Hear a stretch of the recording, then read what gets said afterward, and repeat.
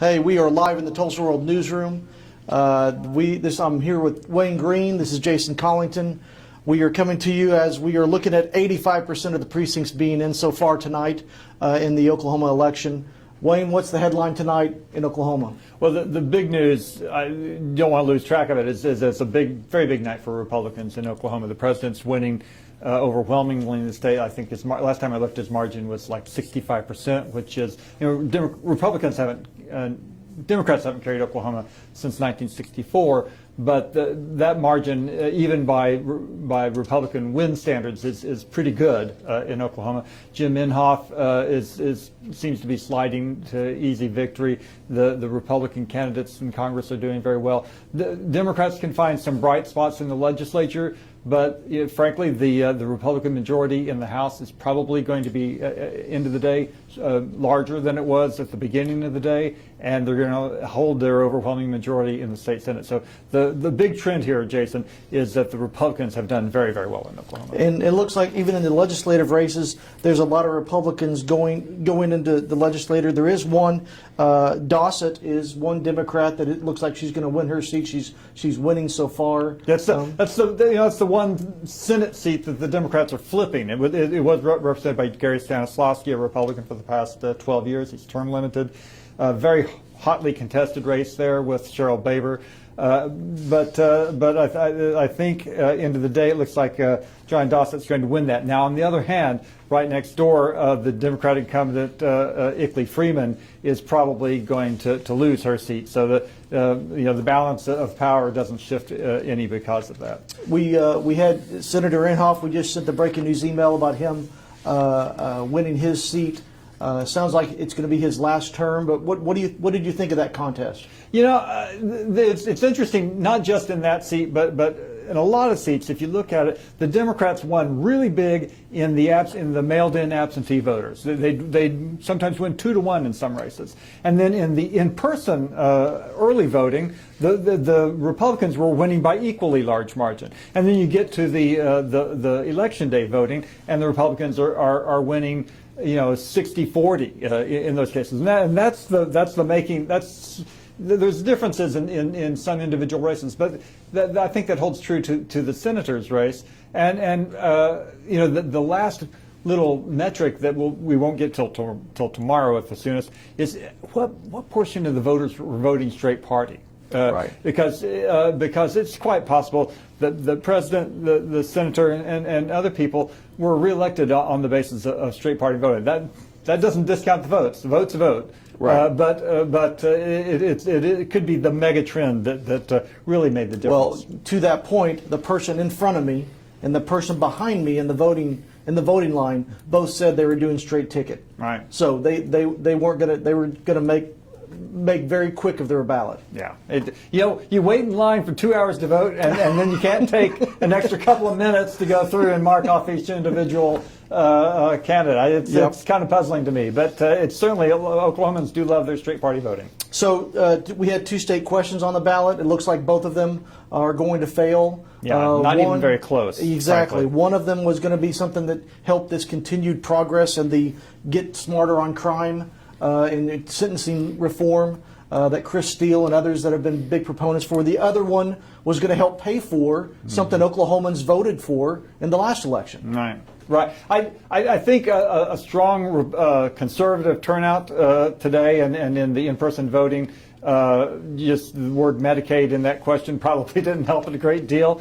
But the interesting question about 805 is, if it fails, and it fails by a substantial margin, you have to imagine that the opponents of smart on crime reform in the legislature will use that as pretty strong rhetorical evidence in the legislature to argue the people have spoken. They think we've come far enough in this, which could make some difficult challenges for the smart on crime forces, things like bail reform and right. So on, even harder next year. We've made a lot of progress in smart on crime reform. That's something that it seems like voters complain about. We spend too much money on corrections. We spend too much money on prisons. We spend too much money dealing with the court system. But when it comes to something like this, it just didn't find an audience. Worth remembering, though, that the most substantial progress on Smarter Crime was done with a voter initiative. So you can read the will of the people either way on that one, but the most recent will of the people does not bode well. Let's talk about the House. Again, that's something that a lot of people nationally are looking at. It doesn't look like we're going to have anything really change a lot when it comes to the House. It looks like Hearn is going to beat Kojo, an opponent that he had. And then it looks like Mullen is going to win his race. He's up 75% to 22%. But let's talk about the Horn case, the Horn contest in Oklahoma City. Where do you see there? What numbers do you have? What's the latest numbers there? So the latest one I've got here is Horn 51%. To Bice 48%, with 65% of the precincts calling in. Yeah, that's going to be a fascinating number to watch all the rest of the night. My friends in Oklahoma City, I'm sure your friends in Oklahoma City tell you the same thing. What a nasty, ugly race, and people were really ready for this one to be over. And this is a race that had Barisi in it. Yeah. This is a race that had a lot of people who were hungry for that to flip that chair over. Yeah, well, the Oklahoma City congressional seat has been Republican since the Earth was cooling. It seems like to me, since I was a child, which is when the Earth was cooling. But Kendra Horn shocked a lot of people when she flipped that 2 years ago, and I think a lot of Republicans thought, well, she's hanging by a thread, and we'll test that tonight. I was going to say we're at 65%. She's 51-48. And again, Kendra Horn looks like she did better on the absentee, did better in the early voting, and so far is down a little bit on election day. So again, we're still counting a lot of votes, though. Kendra Horn's strongest asset is Kendra Horn. She is really a smart political operative. She knows where the votes are. She knows what she has to do to get on this house. She won 2 years ago, and she's it'll be, if she loses, I would say it would not be by a lot. Right. And when it comes to the Oklahoma legislature, Dave Rader looks like he's going to go to a win. Melanie Blanchette, we mentioned Dossett already, Provenzano. It looks like there's, again, not a lot of changes that are going to happen there. No, I mean, all those people you just mentioned kind of fall in a pattern. Dave Rader's Republican, the others were all Democrats, but they all are sort of centrist candidates. They all voted for tax increases, for teacher pay raises. They all generally support the concepts of smart on crime reform. They probably wouldn't center Rader and Representative Blanchette would probably be happier if I didn't try to group them together. But none of them are. Well, actually, earlier in the evening, Dave Rader's race was a lot closer than I ever expected it to be. But he seems to be moving on into a more comfortable position there. And all those others seem to be, and also I don't know if you mentioned it, but Brewer in the Midtown district also seems to be headed to re-election too. She would fall in that category. Two races in Oklahoma City also kind of brought the rare little bright spots for the Democrats. Colin Walke and Cindy Munson both seem to be getting re-elected rather easily in central northwest Oklahoma City too. Any final thoughts, Wayne, before we move over to Randy Crable and get his thoughts on tonight's contest? Well, I mean, you don't want to overshadow that basic fact. In Oklahoma, the Republicans won the election. That's all there is. Yeah. They're going to have an even more. So I mean, they already had a dominant position in the legislature. It's going to be more so. They still control every executive office in the state capitol, and that none of those were well. Only one of those was at on the ballot today, and there wasn't even a Democrat contesting for that. It was a Corporation Commission seat that not many people paid much attention to. The United States Senate seat stays Republican. The delegation in the House will be overwhelmingly Republican. A big night for the Republicans. And with 89%, Trump again is 65%, Biden 32%. Wayne, thank you for your thoughts tonight. We will bring in Randy Crable. Those who are interested in how Oklahomans were voting in the presidential election, we were one of the only states that Kanye West was on.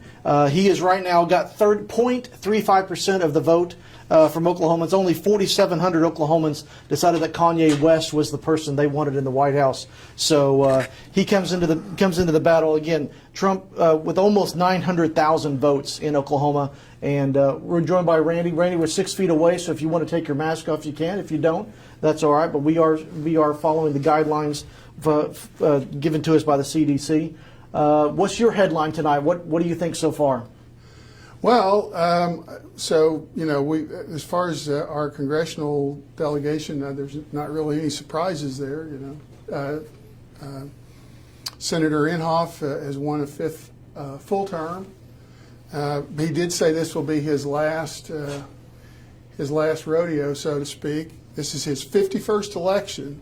Wow. Since he entered public office in 1966. Which was here in Tulsa as the mayor. No, he was originally elected to the Oklahoma House of Representatives. Okay, I'm sorry. He served in the Oklahoma House, in the Senate, and then he was mayor of Tulsa. He was a candidate for governor and lost to David Boren way back in 1974. The last time he lost 3 times in his career, and the last time he lost was in 1984. Well, right now, Inhofe's got 63% of the vote, with 90% of the precincts reporting. Broyles comes in at 32%, 33%. How would you equate? What would you say about Abby Broyles when you think of all the competitors that have tried to get this seat from Inhofe? Well, that's about where they've come. That's about. It seems like our voting patterns are pretty frozen. That the Republican in a statewide election, the Republican's going to get, 60 to 65%, and the Democrat's going to get 30 to 35%. And it's been that way for quite a while. And that's also happening with Hearn's race. Hearn versus Kojo. He is also 60-30. It looks like there. Mark Wayne Mullen, more of a lead, 75 to 25 with his race. Lucas, again, he usually does really well out there in western Oklahoma. That also comes all the way across the state. And then Tom Cole as well. Looks like that he's going to do well. That Bice-Horn race, we were just talking to Wayne about it. We got 65% of the precincts in. Horn 51 to 49% right now. What do you think about that race? I don't know. There may still be people voting in Oklahoma City. Really, there may be. I'm not sure. The turnout seems to be very heavy, and I don't know who that favors. I mean, you would think it might favor Stephanie Bice, but I don't know. Just based on the registered voters in Oklahoma City. You've got power outages because of the ice storm they had last week. Yeah. We've got a lot of places that still don't have power in Oklahoma City. I was talking to some friends last night about that. So, again, some polling place challenges on top of the long lines. They had to make sure they had some electricity going on. Again, generators going across there. On the legislative side, what are your thoughts on some of the races there? Again, Dave Rader a winner, Dossett a winner in Owasso. What do you think about those races?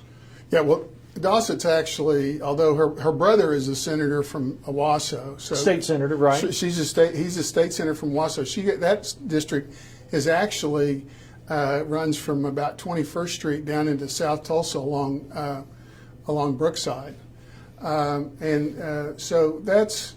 I don't know that that's an upset. I mean that was figured to be a good race, and I haven't seen the final numbers. So Dossett's, and we got 92% of the vote in, with Dossett up 50 to 49 right now in that race. What's the total? What's the vote margin? How many precincts are left? 10%. There's three to go. Okay. Well, and how much is she ahead? 50-49. No, I mean the votes. Oh, I'm sorry. 17,600 to 16,900. Yeah, she's probably going to win that, but it could still be close. I don't know which precincts are out or how many votes are in those. It looks like the Allison Eakley Freeman, which was a Democrat here from the Tulsa area for the state senator race in District 37. It looks like she is going to lose that race. It's 80% of the vote is in, and she's down 65-35. Yeah, that's not a surprise. That had always been, or that had long been a solid Republican district, and she was able to kind of surprise them in a special election 3 years ago and win that by just a very small margin. So that's not a surprise. You know, the Democrats have lost seats in the legislature every presidential election year since 1992. Wow. And they're going to lose some again this year. One of the interesting things is that in 2016 and 2018, the Republican majority kind of moderated a little bit. You saw some more moderate Republicans beat some more, I guess you might call conservative. I don't really like to use conservative and liberal, but I would say the Republican majority moderated a little bit. This time it looks like they're going to go the other way. They're electing a few people who are going to take the Senate and the House a little bit further to the right. Not so much in terms of leadership, but they're going to have a say in what goes on. Well, we are looking at some local races also. We have 3 city council races that were on the ballot for people in Tulsa to go after. We're still waiting. Those votes are still being counted, not as fast as a lot of the other ones. So we're still kind of waiting for those numbers to come in. Just a little bit coming in so far. Only 63% of the votes in those districts. What do you think is happening in Tulsa right now when people are going to the ballot box? Are they looking to solve problems? Are they looking to get a different change in this state, or do they want the status quo from what you see? Yeah, well, I mean, I think there's different things. I mean, as I mentioned earlier, there are a lot of people who are just going to vote the party, and so we get sort of this frozen majority that you know, these frozen majorities that don't change much in terms of the voting. But in the case of individual offices, you see a few shifts, and I actually think it's interesting to me, and I don't really cover City Hall, but I think having nonpartisan elections in Tulsa has made a difference in the sense that people are more likely, I think, to vote for people as opposed to parties, and to a certain extent, that's why I think you've seen the Republicans, who are the majority party, and they want to exploit that, have tried to turn these into partisan elections, and so I think that's interesting. So you mentioned Frank Lucas earlier, and he is our congressman. Tulsa is perhaps the largest city. The little part of Tulsa that's in his district is one of the largest cities in the 3rd district. I think you could make the argument that Frank Lucas is the most popular member of Congress in the history of Oklahoma. If you look at his margins of victory since he was first elected, he's been way over 70% every time. He's been blowing out people. He's hanging more than half 100 on them for 26 years now. That's kind of an amazing feat. And again, he does have a large land mass of representation. Because again, he's a farmer from Western Oklahoma, an Oklahoma State grad who visits Tulsa many times to talk to people, because again, he's got people he represents here. He's got constituents in here, and he's got constituents in the farthest county in Western Oklahoma. It's an amazing district. I think so. I don't know what the turnout for Oklahoma is going to be this time, but I think we may have seen a little bit of a reaction from Republicans and conservatives when they saw all these Democrats voting early and making a big difference or trying to make a big difference. The Republicans then turned out to a certain extent in the early voting and then at the polls, and so we're seeing margins in the 1st district and in the Senate and in the presidential election that are pretty pretty close to what we've seen every election cycle for a number of years now. To your point, Randy, Biden 163,000 votes on absentee mail versus the president's 111,000. Right. When you get to early voting, Biden goes down to 54,000, the president 104,000. Yeah. And then again, so far election day, looks like Biden's only been able to get 232,000 votes. We still got 10% of the precincts not reporting yet. So again, it looks like if this keeps going, it looks like Trump might get more than 1 million votes as the president of the United States in Oklahoma. And then be a first. Yeah. So he's at 909,000 right now, about to hit 110,000. And I can't remember off the top of my head what the most votes for a presidential candidate in Oklahoma is. I think it was, I think George W. Bush maybe, or it might have been. It might actually have been Mitt Romney got the most. So I got to go back to my desk and look. But yeah, that's interesting because I think a lot of people thought maybe he would underperform where he was last time. And although there hasn't been a ton of polling in Oklahoma, I think nationally, once again, the pollsters are going to be shaking their heads because they actually were pretty close to right, except that as it stands now, Trump is hitting all of those swing states. Now we got a long way to go. They may not turn out the way they look right now, but he is able to run the gauntlet, so to speak. Well, thank you, Randy. Get back to your desk and start working on the story for tomorrow. We'll have 10 pages of election coverage in tomorrow's Tulsa World. We're going to have Randy stories on the federal races. We're going to have Wayne including some things on races, and then Kevin Canfield, our next guest, coming up next on the city races. So thank you, Randy. Appreciate it. And we'll keep going live here until Kevin comes in. Again, we've got reactions and things coming up on TulsaWorld.com as the night is going on. I don't know how long we're going to be here, but again, we'll keep going until things are done. Again, our hope is we'll have 10 pages of election coverage in tomorrow's paper. We'll continue updating on TulsaWorld.com. If you aren't following us on Twitter, we're posting updates on there as well, and then our Facebook page as well. So we are waiting for Kevin Canfield to come in here, and we will grab him and ask him what he thinks on some of the city elections. He's our city council, covers City Hall for us. Kevin, you want to grab one of those mics? Sure. And again, keep on that side so we stay 6 feet apart, and you can take your mask off if you want to. Okay. And then we will talk about some city races. So far, you have 3 city races so far. Yeah. What are your thoughts so far on those? Well, it's interesting. There's 3 races. These are runoff elections. There's 9 city councilors. 6 seats were determined in the August elections. So we have races in District 5, 6, and 7. And 6 and 7, all the votes aren't in, but it looks like both of the incumbents will win.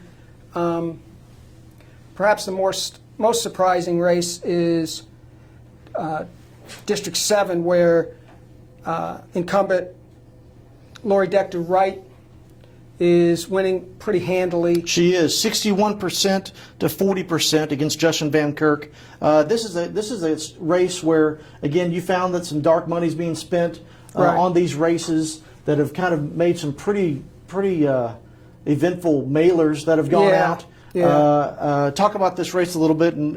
Well, Justin Van Kirk owns automobile dealerships, and he's young, and he was supported by the FOP. They contributed to his campaign. He ran a very partisan race in a election that's supposed to be nonpartisan. Right. City of Tulsa elections for city council are nonpartisan, which means you're not labeled a Republican or Democrat on the ballot. You're just labeled as a candidate. Right. And he ran and spent much more money than Councilor Wright, pushing his conservative credentials, support from Congressman Hearn and the FOP.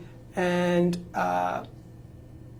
we wrote a story about some of the mailers he sent out, which at best misrepresented Counselor Wright's position.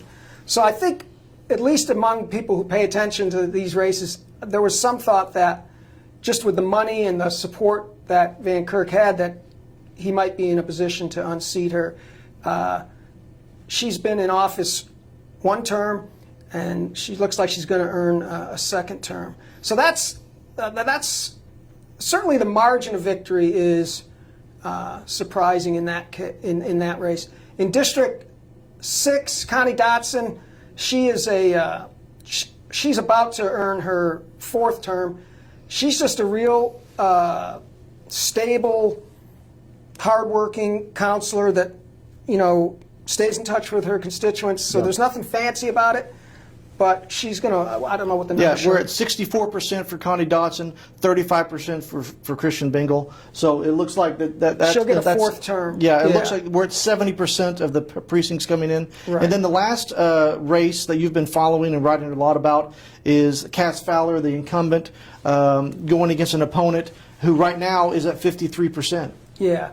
What's the how many votes we got in there? 70% too? Yeah, we're 70% of the precincts in. Yeah. Arthurel's got 5,500 votes to Cass Fowler's 4,900 so far, with 30% of the precincts still waiting to count the votes. Yeah, that race has narrowed as the night's gone on, and Cass Fowler was also elected in 2018, so he's a first-term city councilor.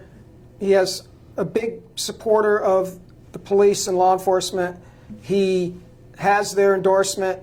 He has received campaign contributions from them, and that's a big issue he's sort of hitched his wagon to. And Arthurel ran against him. I was going to say before. Yeah, in 2008 and lost narrowly. And so it looks like they might be switching positions in this race. And Mikey works in social services and does not have any political experience. Where Fowler has run into some problems is some constituents have claimed that he's not good about getting back to them with emails and Facebook posts, and has accused him of just being non-responsive or not being willing to engage on issues. And he also has caught a lot of heat when he did not support the mask mandate. Correct. So those to me seem to be the two big issues I've heard the most about as to why he might be in trouble tonight. So Arthur, right now we're at 85% of the precincts reporting. We've got 52% to 48% in District 6. Connie Dotson 64%. Christian Bingle 36%. And then Lori Dector Wright is now at 58%, and Justin Van Kerk at 42%, right, with 70% of the votes coming in. Yeah. When you sit back and before you write your story for Deadline tonight, what do you think is the headline for that story right now? Well, I think it's that right now it's looking like the District 5 race will be the lead, with regardless of whether it flips or not, that's the closest race. Yeah. And then, the one that's interests me second most is that District 7 race, where it seemed like Van Kerk had some momentum, some name recognition, important endorsements, plenty of money. So that to me is an interesting story, how that's unfolded. And as you reported, you don't know where the money comes from. But hopefully we're going to get some totals on how much money has been spent in that race. Yeah. We're working for those ethics reports. We know where some of it's come from, not all of it. And we won't know where the dark money has come from. Exactly. But we're going to know some totals. We're going to be able to say, yep, this is how much money was spent in a city council race, and see if it's one of the highest in recent years. We had mayor races that have gone real expensive. Right. We haven't had a really city council race go real expensive. Right. But we might have one on our hands. And I think it's I don't want to say a dead issue now, because it's not, but the other thing that's been interesting to me is police oversight and potential police oversight, and counselors' relationships with law enforcement and what they think about that has been a big issue for the last year or more in Tulsa politics. And the police union was really big boosters of both Fowler and Van Kerk. And in part, I think you could argue, because of concerns about how that issue is going to play out. Yep. And it's looking like both of those candidates may not get the support of the constituents enough to at least to put them in office in December. That's when the 2-year terms begin. Kevin, thank you very much for your time Yeah, tonight. it's good to and be we here. thank you for joining us live. Again, we were live on Facebook, our website, our YouTube account. That's youtube.com/Tulsa World, and also on Twitter. So thanks for joining us tonight, and we'll continue to update TulsaWorld.com throughout the night until every vote is cast and counted. Thank you so much. We appreciate it.